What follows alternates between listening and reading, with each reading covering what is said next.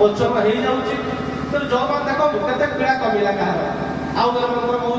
अच्युत अनंत गोविंद नाम उच्चारण भेषजा दशंति शत रोगा सत्य सत्य रामायण औषधि चिंतन विष्णु वैद्यनारायण हरि ओम हम सह अमृत कुरु अमृतेश्वराय भैरवाय नम पीड़ा से हाथ बुले दियो जो जहाँ पीड़ा हो हाथ बुले दियो औषधि चिंतन विष्णु वैद्यनारायण हरि ओम हम सह अमृत कुरु अमृतेश्वराय भैरवाय नम निश्चित भाव किसी परिमाण पीड़ा कम आम चेष्टा करवा काली बहुत कम अच्छी यदि बाबा सत्संग कले आपण चाहिए आश्रम को जापारे खूब शीघ्र केन्द्रापड़ा जिला से गदपुर चिकित्सा सेवा जो तेरमा बोले गोटे गाँव अच्छे जान तेरमा गाँ किए गदपुर तेरमा से तेरमा चिकित्सा शिविर हम आप चैनल माध्यम जापारे चैनल आयोजन तो राति ब्रह्मांड छुआ ना समस्त आरोग्य हो समस्त कल्याण हो कहले विपद नुह विपद दिवे संपद नुह केवे भवे विभु को भूलिले संसार दुख विभु सुवर्ण मिलई सुख सबुरी कल्याण करे कामना निवार सबुरी रोग जंत्रणा कुशले रोग सफरे भवे दुख भागी के ही रहे उलबे तो हनुमान जी का दयारु बाबा दिवाकर महाराज को सत्संगरु एवं प्रभु श्री राम का कृपा जगन्नाथ कृपा समस्त रोग दुख कष्ट पीड़ार मुक्ति पातु समस्ते सत्य शांति पथरे पथिक हूँ ये ग्राम आध्यात्मिक भावधारार स्रोत प्रवाहित हो कारण अभिराम ठाकुर कहते कौन अभिराम आश्रित अच्छा देखिए अभिराम परमहंस भल पाती से अभिराम ठाकुर कहते करमार मठर सन्थ महंत कहले कोईर घरे घरे कहू जाई घोषणा खेलचिन्ह बेलवा कही गला कथा कहले सूचना कर गरम गंजन पाद पद्मे आश्रय कर आज से घरे घरे पुरे पुरे ग्रामे ग्रामे किभली बेलू आश्रय कर नाम हृदय भज से छंदा चरण जाइपुल जेबे देखी पद्म नयन जाइपुल कहते बाबा का संकल्प आमर मध्य संकल्प आपण देखु जो घरे घरे पुरे पुरे अच्छी सत्संगर कथा आम निश्चित प्रसार प्रसार करवा आ रोग कथा आप रोग एक छोटिया प्रतिकार कहूँ जदि आप रोग कष्ट पीड़ा अच्छा देखिए जेकौन रोग आपंकर नष्ट हो पीड़ा नष्ट हो आपंकर कौन सब मुंड बिंधा रोग अच्छे हाथ देखिए कुसुम जहाँ मुंड बिंधे परिवार लगे आप गोटे प्रतिकार कहूँ जिते बड़े खाई सारे दिन में जिते थर खाइबे ये बुढ़ा मुंड 3 थर बसवे देखिए गोटे सप्ताह पर आप मुंड जनित जावतीय रोग कष्ट पीड़ा आपंकर छाड़िकी पड़ेब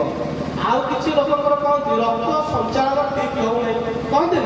देखिए जो रक्त संचालन ठीक न हो ये मझी आंगुठी ये आंगुठीर 5टा ना वृद्धा आंगुठी तर्जनी आंगुठी मध्यम आंगुठी अनामिका आंगुठी कनिष्ठ आंगुठी ये मझी आंगुठी कौन करेंगे जो झिमी झिमी आगे ओदा लगुव मेडिसिन खाଇବା सहित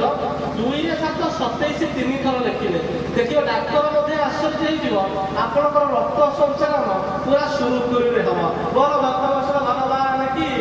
ये गोटे 27 भल पारे आंगुठी बसीदे मुंड बिंधा रोग आपंकर पड़े आपंकर बाहर पेट गैस रोग अच्छे आप देख बटिका खाऊ गैस बटिका छाड़ी जिते बड़े पा पीब कौन कर अगस्ती ऋषिभ्य नम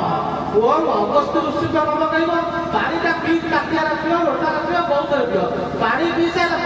पात्रटा ओलटेकी थोद ओम अगस्ती ऋषिभ्य नम कही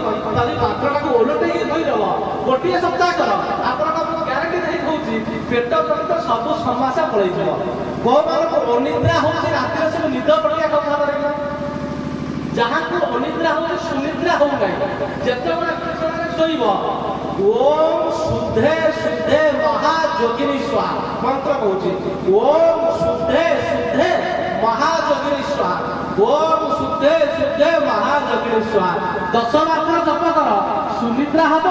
दुस्वप्न पड़ेगा आ निद बटिका खाइबा पड़ो ना आ जो मान सब डायबिटीज कहते सुगार कमु ना जदि एलोपाथी गोटे खाऊ खाओ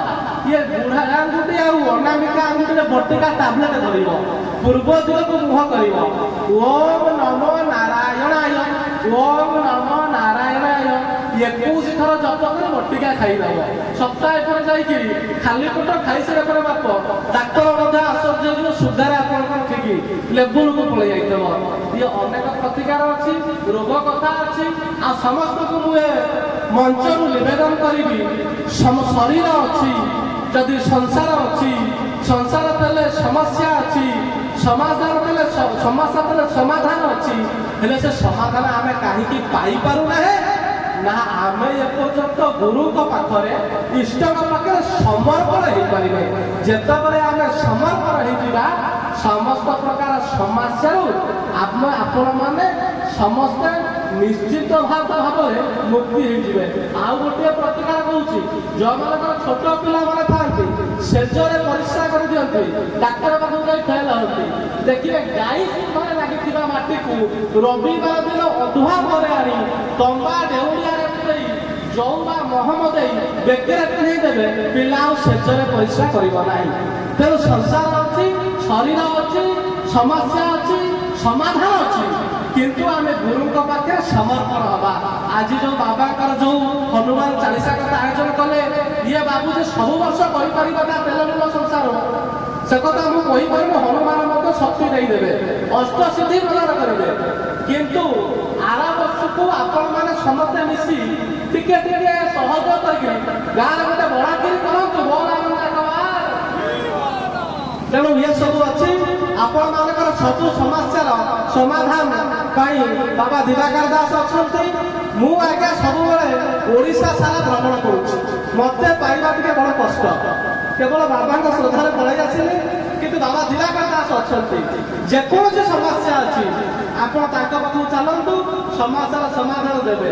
ବତେଇ ଦେବେ। ଆମେ ଗୋଟିଏ କଥା ପ୍ରୋଗ୍ରାମ କାଲି ମଧ୍ୟ ରଖିବା, ବାବା ଆସିବେ, ମୁଁ ତ ଆସିପାରିବିନି। ସତ୍ସଙ୍ଗ ସରିଲା ପରେ